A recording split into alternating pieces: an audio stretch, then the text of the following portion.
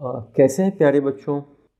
आज बहुत interesting chapter एक आया है फैक्टराइजेशन, जिसका हर जगह ज़रूरत पड़ती है। तो थोड़ा ध्यान से देखना है, यहाँ बने रहिएगा। चलते हैं। स्टीव जॉब्स क्या बोला है, यात्रा ही इनाम है, the journey is the reward. हम सफल होते हैं ना होते हो अलग बात है, लेकिन अगर हम चलते रहेंगे, यात्रा पे रहेंगे, तो हमें आनंद मिलेगा।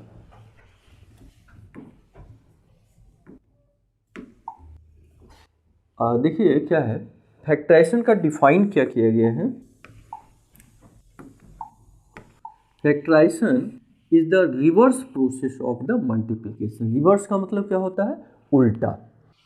देखो, मल्टीप्लाई हम 3 और 2 को किए तो 6 हुआ, और 6 को फैक्टराइज करने का मतलब 3 इंटू 2। मल्टीप्लाई का ठीक उल्टा क्या होता है, फैक्टराइज होता है। जैसे 3 इंटू 5 15, और 15 को अगर फैक्टराइज करने के लिए बोले तो हम 5 इंटू 3 बोल सकते हैं, और इसको 5 को हम फैक्टर बोलेंगे। मतलब 15 का हमने फैक्टराइजेशन किया है 5 इंटू 3 में, लेकिन 5 को हम क्या बोलेंगे, फैक्टर। 3 को क्या बोलेंगे, फैक्टर। किसका फैक्टर, 15 का फैक्टर। ये सब 15 का फैक्टर हो गया, 5 3, ये सब 15 का फैक्टर हो गया। लेकिन बात यही से नहीं बनती है। जैसे 20 का फैक्टराइजेशन करेंगे तो 10 इंटू 2 होगा, ठीक है। तो 20 का एक फैक्टर 10 हो गया, एक फैक्टर 2 हो गया। लेकिन इसका मतलब ये नहीं है कि 20 के 2 ही फैक्टर है। 20 को दूसरे तरीके से भी तो मल्टीप्लाई कर सकते हैं, 5 इंटू 4। तो 20 के 5 भी फैक्टर हुआ, 20 के 4 भी फैक्टर हुआ। 20 को तो ऐसे भी तो लिख सकते हैं, 20 इंटू 1। तो 20 का 20 भी फैक्टर हुआ, 1 भी फैक्टर हुआ। तो अब थोड़ा सा समझेंगे हम, क्या फैक्टर, फैक्टराइजेशन और प्राइम फैक्टराइजेशन में क्या अंतर है। मैंने क्या बोला है, फैक्टर, फैक्टर, फैक्टराइजेशन, फैक्टराइजेशन और प्राइम फैक्टराइजेशन, तीनों में क्या अंतर है, कोई बता सकते हैं। प्राइम फैक्टराइजेशन तो फैक्टर, जैसे 20 का फैक्टर निकालना हो तो वो सभी नंबर जिससे 20 में डिवाइड हो जाए, और 20 का फैक्टर का मतलब हुआ वो सभी नंबर जिससे 20 में डिवाइड हो जाए। तो 1 से भी होगा, 2 से भी होगा, 4 से, 5 से, 10 से, 20 से। तो these all are factors of 20, ठीक है। और फैक्टराइजेशन करने का मतलब क्या हुआ कि 20 को हम 10 इंटू 2 लिख दिए, दैट मीन्स 20 को हम फैक्टराइज कर दिए।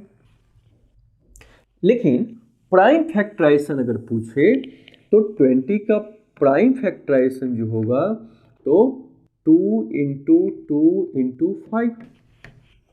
ध्यान दीजिएगा, 20 का फैक्टराइजेशन 10 इंटू 2 कर दिए तब भी सही है, या 5 इंटू 4 कर दिए तब भी सही है। लेकिन प्राइम फैक्टराइजेशन का मतलब ये सारे फैक्टर प्राइम नंबर होने चाहिए। देखिए 2 भी प्राइम नंबर है, 2 भी प्राइम नंबर, 5 भी प्राइम नंबर। तो तीनों का डिफरेंस समझिए, फैक्टर किसे बोलेंगे, फैक्टराइजेशन किसे बोलेंगे, और प्राइम फैक्टराइजेशन किसे बोलेंगे। फैक्टर का मतलब जिन नंबर से इसमें डिवाइड हो जाए वो सारे 20 के फैक्टर होंगे।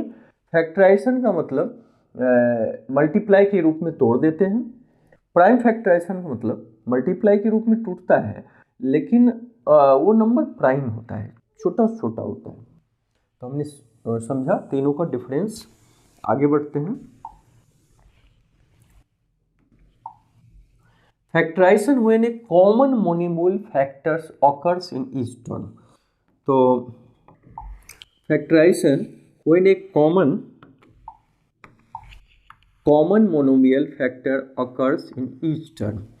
जैसे देखो 5x + 20, तो कॉमन का मतलब होता है जो दोनों में है। देखो 5x + 20 में भी 5 × 4, तो 5 इसमें भी है और इसमें भी है, तो दोनों में है, तो दो कॉमन मोनोमियल, यानी 5 इसमें भी है इसमें भी। तो हम अगर फैक्टराइज करने के लिए बोले तो 5 को क्या करेंगे, बाहर निकाल लेंगे, x + 4 बचेगा। 5 इसमें से भी बाहर आ गया, इसमें से भी बाहर आ गया। आप पूछ सकते हो सर जी ऐसा क्यों किए, तो डिस्ट्रीब्यूटिव लॉ से अगर तोड़ो तो 5x को करेंगे तो 5x, 5 को 4 से करेंगे 5 × 4। तो जब इतना को इतना लिख सकते हैं तो इतना को इतना क्यों नहीं लिख सकते हैं। तो जो दोनों में रहता है उसको हम बाहर कर देते हैं, उसे बोलते हैं कॉमन लेना, और इसे फैक्टराइज भी कर दिए, माने इसको 2 मल्टीप्लिकेशन के रूप में लिख दिए हैं। फैक्टराइजेशन यही होता है ना कि हम उसको मल्टीप्लिकेशन के रूप में लिखते हैं। जैसे 10 को फैक्टराइज करने के लिए बोले तो 5 × 2, ठीक है। अब देखिए एक है 6x² - 9xy²। तो अब दोनों में कौन है, कॉमन कौन कौन है, कॉमन का मतलब जो दोनों में हो। तो 6 को प्यारे बच्चों 3 × 2 लिख सकते हो, x को देखो x × x लिख सकते हैं, फिर y है -9x 9 × x, और y को y × y लिख सकते हैं। तो अब देखो दोनों में कौन है, अच्छा 9 को हम 3 × 3 लिख लेंगे, तो कॉमन एक 3 हो गया। देखिए एक 3 बाहर कर लीजिए, ठीक है, एक ये बाहर हो गया। फिर x दोनों x में एक x कॉमन है, दोनों में है, x एक बाहर कर लिए, y एक मतलब दोनों में जो हो ये बाहर हो गया। अब बचा क्या, इसमें 2 बचा, अच्छा एक ही x बाहर किए तो एक x बचा रहेगा, और माइनस एक 3 बाहर कर लिए हैं तो एक 3 बचा रहेगा, और y बचा रहेगा, 3xy × 2x - 3y। फिर से समझिए 3 दोनों में है, और कॉमन लेने का मतलब होता है उससे हम दोनों में डिवाइड करते हैं। तो 3 दोनों में था, बाहर कर लिए, x इसमें x² है, x बाहर करेंगे तो इसमें एक x बचा रहेगा, x गायब हो जाएगा। y दोनों में है तो एक y बाहर कर लिए तो y इसमें से गायब होगा, ये y² है मतलब y × y, तो एक y बाहर भी कर लिए तो एक y बचा रहेगा। इस तरीके से हम फैक्टराइज कर सकते हैं किसी अलजेब्रिक टर्म का। अब इसमें कैसे फैक्टराइज करें, तो थोड़ा सोचिए प्यारे बच्चों, इस तीनों में कॉमन क्या है, जो तीनों में हो। तो हम देख रहे हैं कि 3 इसमें भी है, 3 इसमें भी, 3 इसमें, क्योंकि 15 को हम 3 × 5, 12 को 3 × 4 और 30 को 3 × 10 लिख सकते हैं। तो हम क्या करें, 3 बाहर ले सकते हैं, ले लिया। अब ए देखिए इसमें भी है, इसमें भी है, इसमें भी है, तो ए बाहर कर लो।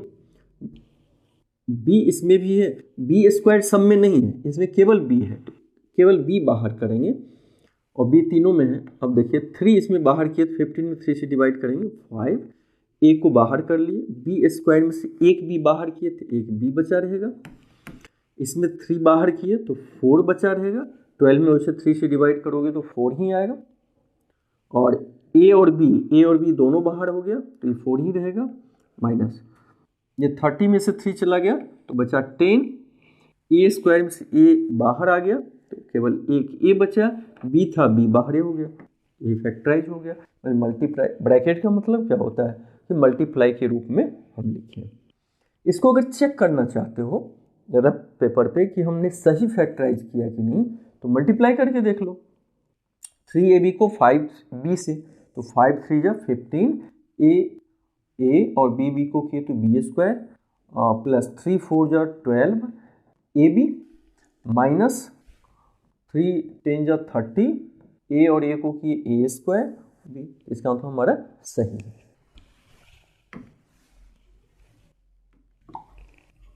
फैक्टराइजेशन हुआ नहीं, बाइनोमियल इज कॉमन। बाइनोमियल का मतलब इसमें 2 टर्म हो जब वो कॉमन हो।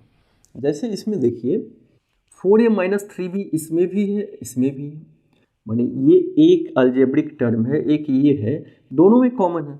अगर हम 4a माइनस 3b को बाहर कर लें, बाहर करें तो इसमें क्या बच जाएगा, 6x बचेगा, और इसमें क्या बचेगा, 7y। बस भाई इसमें भी है ये टर्म, इसमें भी कॉमन क्या होता है, जो दोनों में बाहर निकाल लिए, ये 6x बचा रहेगा, ये 7y बचा रहेगा। तो इस तरीके से हम बाइनोमियल को बाहर, जैसे मान लो कहीं लिखा हो 5x into a plus b plus 7y into a plus b, इसको फैक्टराइज करना है। इसमें भी a प्लस बी, इसमें भी a plus b, a plus b को हम बाहर कर लेंगे, ये क्या बचेगा 5x, और ये क्या बचेगा 7y। चलिए आगे चलते हैं। फैक्टराइज, इसमें भी देखिए 7x माइनस 3y दोनों में है, तो बाहर करो, एक को भगाइए, 7x माइनस 3y दोनों में है, तो एक बचेगा 5 और दूसरा क्या बचेगा 6b। बस काम खत्म। इसी तरह फैक्टराइजेशन बाय ग्रुपिंग, ग्रुपिंग का मतलब दो दो का ग्रुप बनाते हैं। कैसे,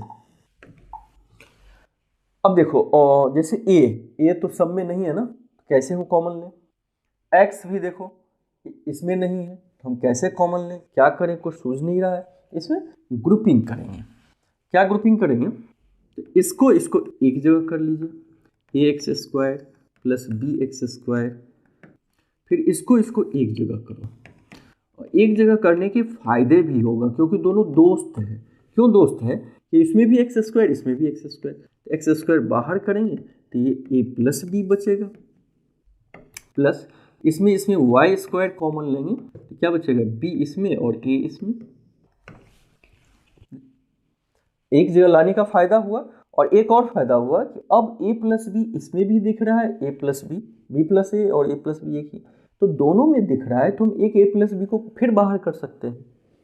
तो a प्लस बी अगर हम बाहर कर लें तो इसमें बचेगा एक्स स्क्वायर और इसमें बचा रहेगा वाई स्क्वायर। फैक्टराइज हो गया।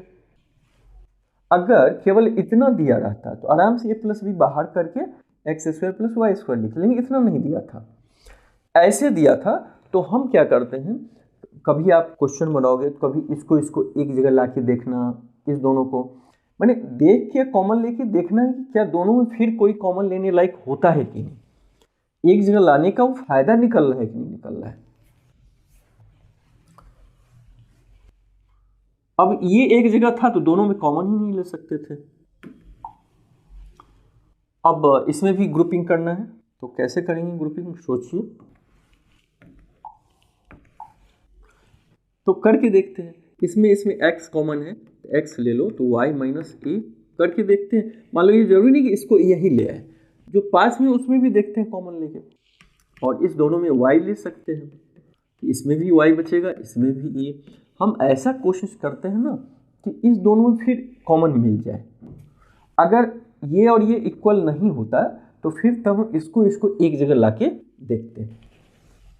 तो y माइनस ए कॉमन लेंगे, दोनों में है, इसमें x बचा रहेगा, इसमें y, इस तरह। फिर इसमें देखो क्या हम ले सकते हैं दोनों में, तो 7 इसमें भी है, इसमें भी है, 7 बाहर लिए, x इसमें नहीं है, y है केवल बाहर लिए, तो 7 बाहर करेंगे तो ये 2 बचेगा, और ये x बचा रहेगा, माइनस 7 बाहर किए मैंने डिवाइड किए तो 3 बचा रहेगा, y ऑलरेडी बाहर ही कर दिए, मल्टीप्लाई करके चेक भी करोगे कितना होगा। अब इसमें देखिए a माइनस 3 यहाँ है और a माइनस 3 यहाँ है, यहाँ 3 माइनस ए, दोनों इक्वल तो नहीं है कि हम बाहर कर लें। a माइनस 3 है, 3 माइनस ए है। भाई सब्ट्रैक्शन में तो कम्यूटेटिव लॉ लागू नहीं होता है कि कहीं अगर 3 माइनस 5 हो इसको हम 5 माइनस 3 भी लिख दें बराबर हो जाएगा, ऐसा नहीं होगा बराबर ये, क्योंकि 3 में से 5 जाएगा माइनस 2, इसमें से जाएगा 2, दोनों अलग अलग है। इसको कैसे इक्वल अगर रहता तो मज़ा आता, कॉमन ले लेते हैं। तो इक्वल करने के लिए क्या करेंगे हम, देखो x इंटू ए माइनस 3, अब इसमें से माइनस कॉमन अगर ले लें तो बाहर आ जाएगा, तो यहाँ प्लस और माइनस माइनस वाई। अगर माइनस कॉमन लिए तो प्लस में से माइनस कॉमन लिए तो माइनस, और माइनस में से माइनस कॉमन लिए प्लस। घबराना नहीं, मैं समझाता हूँ। माइनस वाई को माइनस 3 से, अब ब्रैकेट को तोड़िए, तो माइनस वाई को माइनस 3 से करेंगे तो माइनस में प्लस 3y होगा, y को 3 से करेंगे 3y होगा, फिर माइनस वाई को प्लस से, तो प्लस माइनस माइनस वाई ए, वैसे भी वाई ए हो जाएगा माइनस वाई ए। तो इतना को हम इतना लिख सकते हैं। और कॉमन साइन को लेने का तरीका होता है, जैसे 3 माइनस ए में कोई बोले कि माइनस साइन को कॉमन लेना है, तो ये तब माइनस हो जाएगा और ये प्लस हो जाएगा। क्यों? क्योंकि इसको उल्टा करके देखो ना, इसको हम इससे मल्टीप्लाई करेंगे तो minus minus plus 3, plus minus minus से। तो जब हम मल्टीप्लाई करने के बाद इतना ले रहे हैं तो कॉमन लेने के बाद इतना क्यों नहीं होगा? याद रखना, साइन अगर माइनस साइन बाहर लेते हैं कॉमन, तो अंदर का साइन पलट जाता है, या माइनस के साइन से मल्टीप्लाई करते हैं अंदर, तब भी अंदर का साइन रिवर्स हो जाएगा। तो x इंटू ए माइनस 3 माइनस वाई, अब इसको सही लिख लीजिए, ए इधर, क्योंकि प्लस में हम कम्यूटेटिव लॉ, मैंने माइनस 3a प्लस 1 लिखो या a माइनस 3 लिखिए, दोनों बराबर ही होगा। कैसे? जैसे माइनस 5 प्लस 3 लिखो या 3 माइनस 5 लिखे, दोनों का वैल्यू सेम आएगा। 5 ऋण है 3 धन, 2 ऋण बचा रहेगा, 3 धन 5 ऋण है, 2 उधार बचा रहेगा, तो दोनों तो इक्वल होगा। अब a माइनस 3 दोनों में है, तो a माइनस 3 क्या करेंगे? बाहर करेंगे, इसमें बचेगा x, इसमें बचेगा y। इस तरह हम फैक्टराइज किए। इस तरह हम साइन को भी कॉमन लेना सीखे कि साइन को अगर कॉमन लेते हैं, प्लस को कॉमन लेने की जरूरत ही नहीं पड़ेगा, क्योंकि वो अंतर नहीं डालेगा कॉमन लेने में। अब इसमें देखिए फैक्टराइज कैसे करें, क्या कॉमन, तो इसमें भी 5 है, इसमें भी 5, तो 5 बाहर कर लिए। ये x क्यूब है, x 5 है, तो ज़्यादा से ज़्यादा x क्यूब हम ले सकते हैं बाहर।